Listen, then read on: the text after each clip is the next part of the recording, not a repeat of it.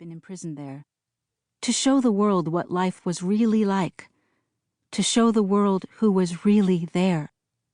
I thought that if I could capture all the small moments of joy and beauty, of friendship and brotherhood, of hardship and the struggle to survive, all the moments that united us and bonded us, that I could maybe change the way people thought about Guantanamo. I thought it was important to capture these moments and to tell them from our point of view, the way we experienced them. These are important stories to tell, and I didn't want them told by someone else who didn't live them with us.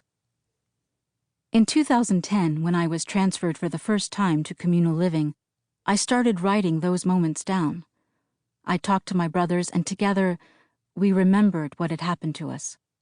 As I wrote these stories down, I called them Moments from Guantanamo, and I sent them as letters first to my attorney, Andy Hart, and then in their entirety to my attorney, Beth Jacob. I wrote the stories as accurately as I could. We didn't have clocks or watches for years, so the first drafts of Moments from Guantanamo were unanchored in time, just like we were. But even though we had lost track of time and our connections to the outside world, we remembered what happened to us. I have changed some names and details to protect the identities of the brothers, guards, and camp staff. In 2018, I started working with Antonio Aiello to turn my Moments from Guantanamo into a book. We spent hundreds of hours on Skype calls, going through my letters and manuscripts, reliving my time at Guantanamo, anchoring my stories in time and place, and threading them all together as a narrative. It was hard reliving those years and processing what happened to me. Sometimes I remembered something new and became depressed. Sometimes I got frustrated with Antonio for asking me the same questions over and over again, until he finally understood an important moment. Many of us suffer from bouts of PTSD, and years of living with harsh, bright lights damaged our eyes and left us with crushing headaches. All of this can make it hard to work. Sometimes I just wanted to quit and forget the book even existed, so that I wouldn't have to go back to Guantanamo. I never intended to write the book as my story. It was always supposed to be about all our stories.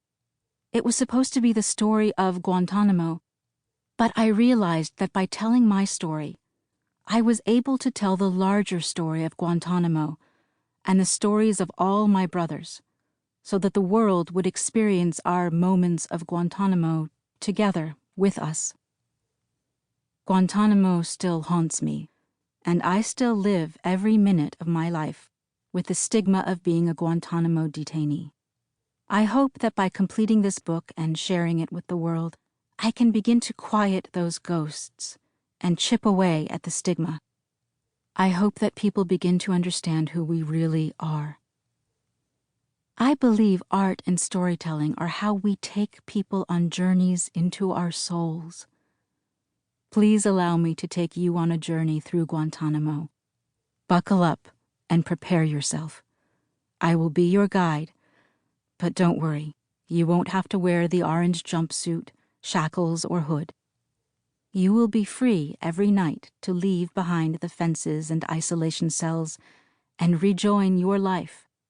But I think you will come back and join me again, to see a side of Guantanamo few people have experienced, where, yes, there is much pain, but there are also unexpected moments of beauty and joy that will take your breath away.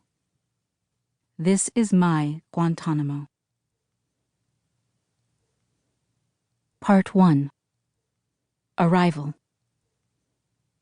Chapter 1. I waited in darkness for death. The interrogators were done with me. "You aren't valuable enough to keep alive," they said. I didn't have the intelligence they wanted on Al-Qaeda's chain of command. They bound my hands with duct tape, then taped my eyes and ears. They taped my mouth and then pulled a hood over my head.